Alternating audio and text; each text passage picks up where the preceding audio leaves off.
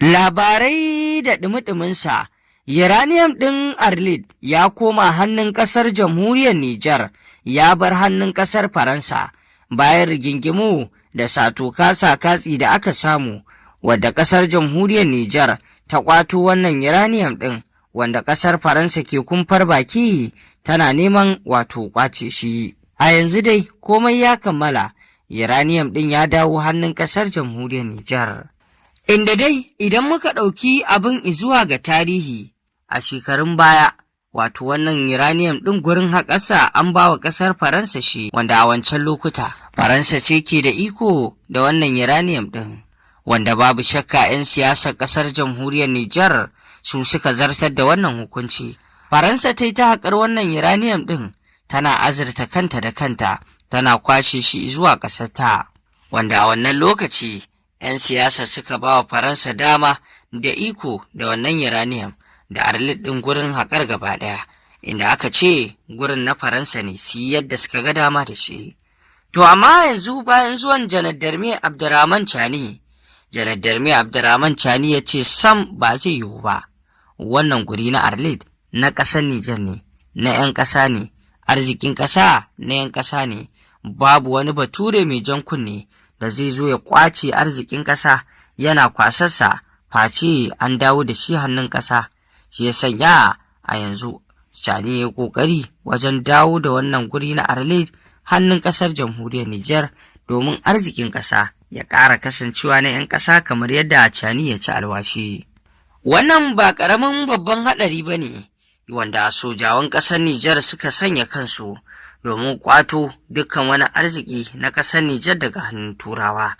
wanda kowa ya sani wannan namijin ƙoƙari ne, namijin aiki, ƙwato kadarorin da Turawa suka daɗe da ƙwace shi shekaru da dama, a ƙwato shi ya dawo hannun ƙasa. Wannan tabbas gagarumin aiki ne wanda a yanzu CNSP ke yin sa,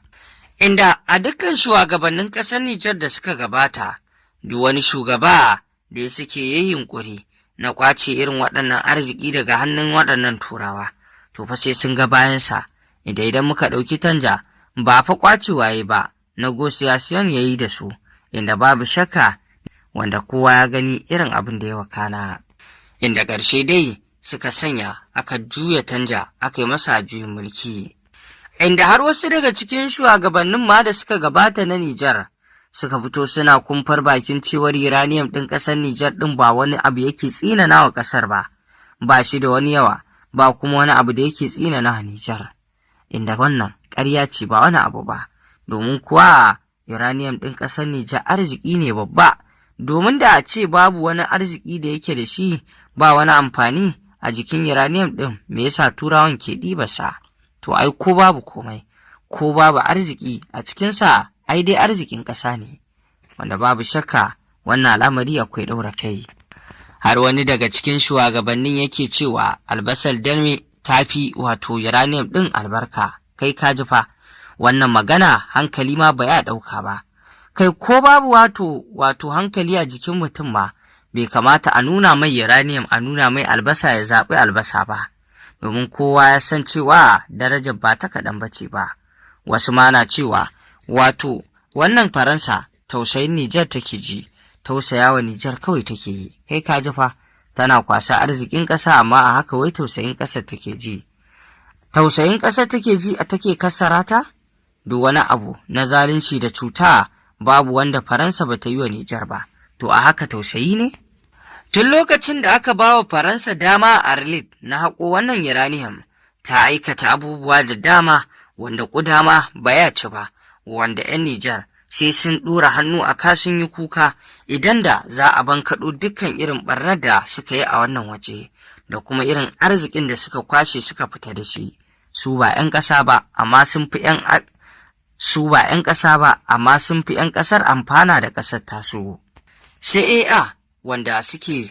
bincikawa suke ɗebo uranium ɗin, su suka san adadin da suke fiddowa. CAA suna faɗar arzikin da suka kwaso, idan suka kwaso 20 sai su ce 10 suka ɗebo ko ma 5, ba a faɗar gaskiyar arzikin da aka kwaso. Nijar dai ta zamanto a bar zuƙa a gare su. Kai tsabar wani abu ma cikin arzikin da suka ringa kwasa har da wanda suka ɗaunga ɗiba suka ringa ajiye shi wai domin wato generation na gaba, wato nan da gaba da 'ya'yansu da jikokinsu da za su zo sun riga sun tara masa arziki, kuma duka a jikin uranium ɗin ƙasar Nijar ake tara wannan wato arziki domin gina gobe na 'ya'yansu da jikokinsu, amma fa ba 'ya'yan Nijar ba, ba kuma jikokin Nijar ba. Kaji fa wurin da yake yanki ne na ƙasar Nijar, Arlit ɗin ma gaba ɗaya an ma sallama ta ga ƙasar Faransa, wadda Faransa take ganin yankin ma gaba ɗaya nata ne. To banda ɗaurewar tunani ta ya za a yi yanki da yake a cikin wata ƙasa ya zama naku? Wannan son zuciya ne da kuma cikakken kama karya, da kuma irin yadda shugabanni na baya wasu daga ciki suka ba da ƙasar Nijar suka nemi mallaka ta ga Faransa ma kacokan gaba ɗaya.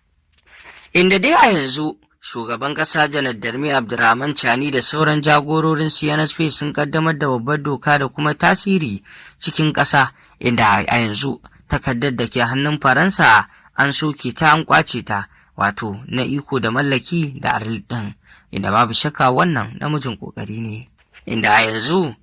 yanzu an yi kamfani da zai ringa kula da haƙo da sinadarin uranium ɗin da ma dai dukkan wani tasarrafi nasa, yayin da aka barranta shi daga hannun Faransa.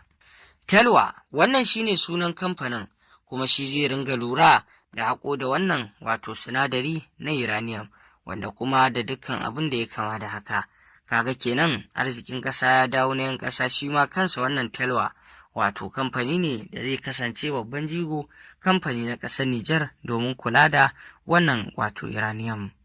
A yanzu dai Areba wanda yake Orano a yanzu da ma Faransan gaba ɗaya an ɗauki babban mataki sai sun biya duka ɓarnar da suka yi a ƙasar jamhuriyar Nijar. Wannan shine matakin da CNSP ta ɗauka, shugaban ƙasa Janar Darmi Abdurrahman Chani. Tabbas wannan babban ƙoƙari ne da shugaban ƙasa Chani ya yi wajen dawo da dukkan arzikin ƙasa zuwa ga 'yan ƙasa, wanda babu shakka wannan babban ƙoƙari ne. Dawo da arzikin 'yan ƙasa hannunsu abu ne wanda 'yan Nijar ba su taɓa mafarki ba, domin a yanda 'yan Nijar suka sa a ran su, Faransa ta riga ta zama masu ƙarfen kafan da ba za su iya wato tafiya ba sai da ita, kuma ba za su iya rabuwa da ita ba. Ashe dai ikon Allah ya fi gaban wasa, sai gashi Allah ya kawo CNSP wanda suka nuna cewa babu wani abu da ƙasarsu zai zo ya hana su rawar gaban hantsi ba su kau da shi ba, inda nan da nan suka sallami Faransa suka kore ta. Duk irin fuffuka da Emmanuel Macron ya yi domin ya ga ya dawo cikin ƙasar Nijar da ma AES baki ɗaya wajen makirci, hanyar ta'addanci da dai sauransu domin cimma buri, hakan bai yiwu ba. Ƙarshe dai a yanzu arzikin ƙasa ya dawo hannun 'yan ƙasa, duk da dai cewa ana kan samar da ci gaba, komai bai gama kammala ba. To masu saurari ƙarshen rahotannin labaran kenan, ku ci gaba da bibiyar wannan tasha tamu, sannan ku dangwala mana alamar subscribing domin hakan ne zai ringa ba ku damar samun labaranmu a koda